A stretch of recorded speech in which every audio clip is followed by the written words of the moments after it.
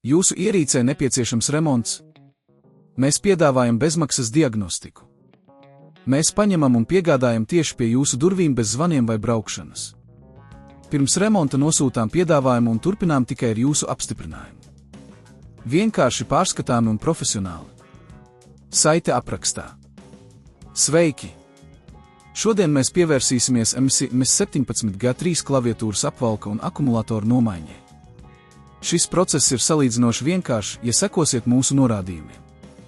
Pirms sākat pārliecinieties, ka jums ir visi nepieciešamie instrumenti – skrūvgriezes, plānas plastmasas lāpstiņas un jauns klaviatūras apvalks kopā ar akumulātoru. 1. Sagatavošanās. Pirmkārt, izslēdziet datoru un atvienojiet to no strāvas avota. Noņemiet akumulātoru, ja tas ir noņemams. Ja jūsu modelis ir ar iebūvētu akumulātoru, to varēsim nomainīt vēlāk. 2. Atveriet aizmugurējo vāku, izmantojiet skrūvgriezni, lai atskrūvētu visas skrūves, kas tur pievieno aizmugurējo vāku. Esiet uzmanīgi, jo dažas skrūves var būt slēptas zem gumijas uzlikām. 3. Noņemiet vāku, kad visas skrūves ir izņemtas, uzmanīgi paceliet aizmugurējo vāku. Varat izmantot plastmasas lāpstiņu, lai palīdzētu atdalīt vāku no korpusa. Rīkojieties lēnām, lai nesabojātu klēpjdatoru iekšējos komponentus.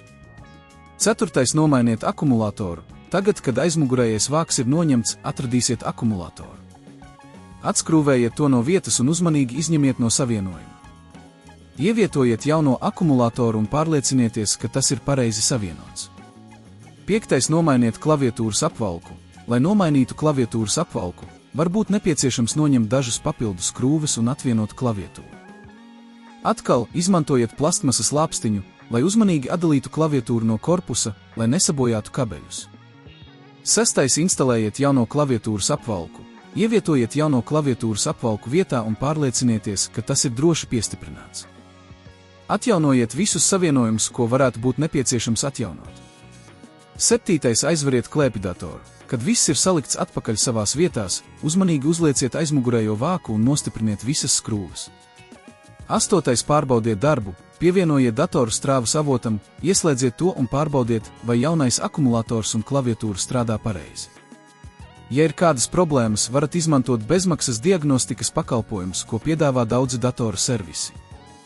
Pirms remonta vienmēr ir ieteicams saņemšanas pie durvīm pakalpojumu, lai nodrošinātu, ka jūsu dators tiks pareizi apkalpots.